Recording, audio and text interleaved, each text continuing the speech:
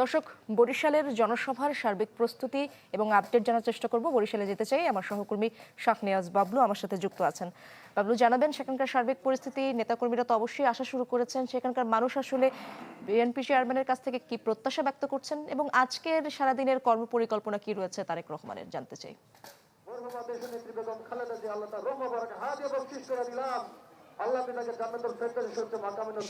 Chairman Tarique Rahman দীর্ঘ 20 বছর পর এই বৃহত্তর বরিশালের জনসভায় বক্তব্য রাখবেন। তিনি সবশেষে এসেছিলেন 2005 সালে।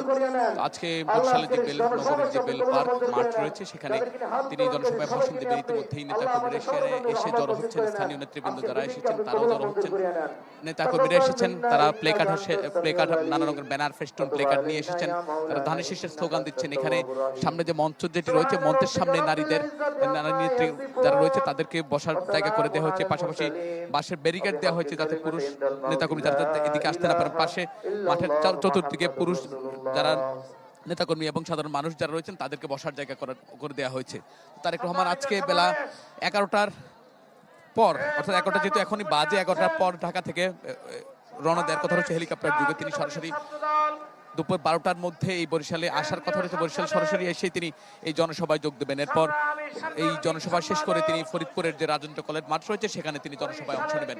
তো আজকের যে কর্মসূচি সেটি শুধু একদিনের জন্য নয়, বলা যায় এই ভোটের তফসিল ঘোষণার পর থেকেই তারেক রহমান সারা দেশের প্রতিটি বিভাগে বিভিন্ন জায়গায় যাচ্ছেন এবং প্রতিটি বিভাগের জনসভাগুলো যাচ্ছেন এবং স্থানীয় নেতৃবৃন্দ যারা রয়েছেন তাদেরকে সেখানে পরিচয় করে দিচ্ছেন স্ব জেলা এবং সেই আসনগুলোতে যারা ধানের শীষের পক্ষে নির্বাচন করছেন, পাশাপাশি দীর্ঘদিন ধরে ফেসিবাদ বিরোধী আন্দোলনে যারা তাদের সঙ্গে ছিল এবং বিশেষ করে জোট প্রার্থী যারা তাদেরকে তিনি পরিচয় করিয়ে দিচ্ছেন।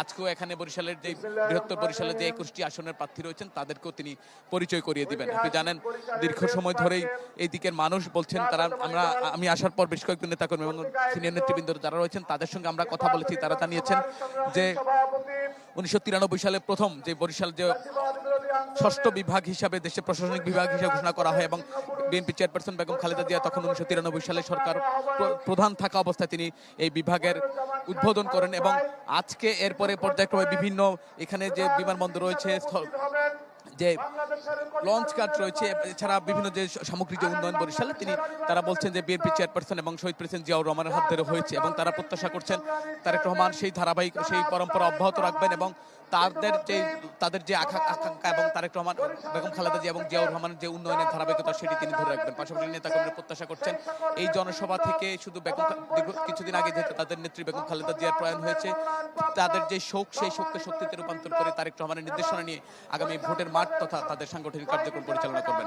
ইরশাদ, অনেক ধন্যবাদ আপনাকে। শাহনিয়াজ বাবলু যুক্ত হয়েছিলেন বরিশাল থেকে। বরিশালে তারেক রহমানের জনসভার সার্বিক প্রস্তুতি এবং আপডেট তার কাছ থেকে জানছিলাম। দর্শক, ফরিদপুরেও আজ জনসভা করবেন বিএনপি চেয়ারম্যান তারেক রহমান। সেখানকার আপডেট জানার চেষ্টা করব। সহকর্মী হাসানুজ্জামান আমাকে সেই আপডেটগুলো দিবেন। হাসানুজ্জামান, জানাবেন সেখানকার পরিস্থিতি কেমন দেখছেন, প্রস্তুতি কেমন দেখছেন এবং কখন নাগাদ এখানে তারেক রহমান ভাষণ দেবেন, জানাবেন সেই আপডেটগুলো।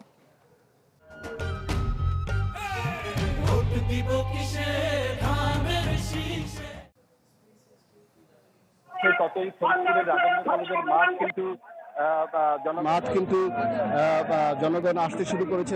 বিএনপির দলীয় নেতা কর্মীরা রহমানকে দেখার জন্য এবং তার বক্তব্য শোনার জন্য কিন্তু ইতিমধ্যেই আমরা দেখতে পাচ্ছি বিভিন্ন উপজেলা থেকে তারা ফরিদপুরের যে রাজেন্দ্র কলেজের মাঠ তারা কিন্তু পূর্ণ করতে শুরু করেছেন এবং আমরা একটু যদি দেখানোর চেষ্টা করি যে শুধু জনগণের এই বিশাল জনসভার নিরাপত্তা বিধান করার জন্য আমরা দেখতে পাচ্ছি র্যাব, বিজিবি, পুলিশ, এপিবিএন এবং বিভিন্ন আইন শৃঙ্খলা বাহিনীর বিপুল সংখ্যক সদস্য এবং গোয়েন্দা সংস্থার লোকজন কাজ করছেন এবং বিএনপির যে তারেক রহমানের যে নিজস্ব নিরাপত্তা বাহিনী সিএসএফ তারাও কিন্তু ইতিমধ্যে মঞ্চের নিয়ন্ত্রণ নিয়ে নিয়েছেন এবং এখন এই মুহূর্তে মঞ্চের নিরাপত্তা নিশ্চিত করার কাজটি চলছে এবং আমরা দেখতে পাচ্ছি যে দলীয় নেতা কর্মীরা কিন্তু ইতিমধ্যে তারা এসে স্লোগান দিচ্ছেন এবং তারা প্রিয় নেতার মুখ থেকে শোনার জন্য অধীর আগ্রহে অপেক্ষা করতে। একটু জানিয়ে রাখি ইস্তাদ যে এই জনসভাটি কিন্তু বৃহত্তর ফরিদপুরের যে 5টি জেলা রাজবাড়ী, গোপালগঞ্জ এবং মাদারীপুর, শরীয়তপুর থেকেও কিন্তু বিএনপি নেতাকর্মীরা আসবেন এবং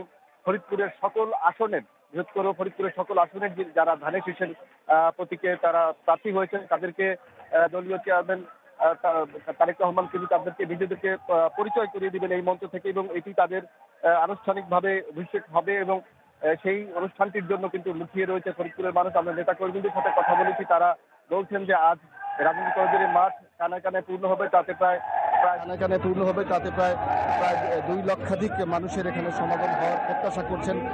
ইতিমধ্যেই স্বেচ্ছাসেবীরা কাজ করছেন এবং এখানে আমরা দেখতে পাচ্ছি জনসভা সফল করার জন্য মেডিকেল টিম থেকে শুরু করে সকল ধরনের প্রস্তুতি নেওয়া হয়েছে। ইসরাত, অনেক ধন্যবাদ আপনাকে। হাসানুজ্জামান যুক্ত হয়েছিলেন ফরিদপুরের জনসভার সার্বিক প্রস্তুতি, আমরা শুনছিলাম তার কাছ থেকে।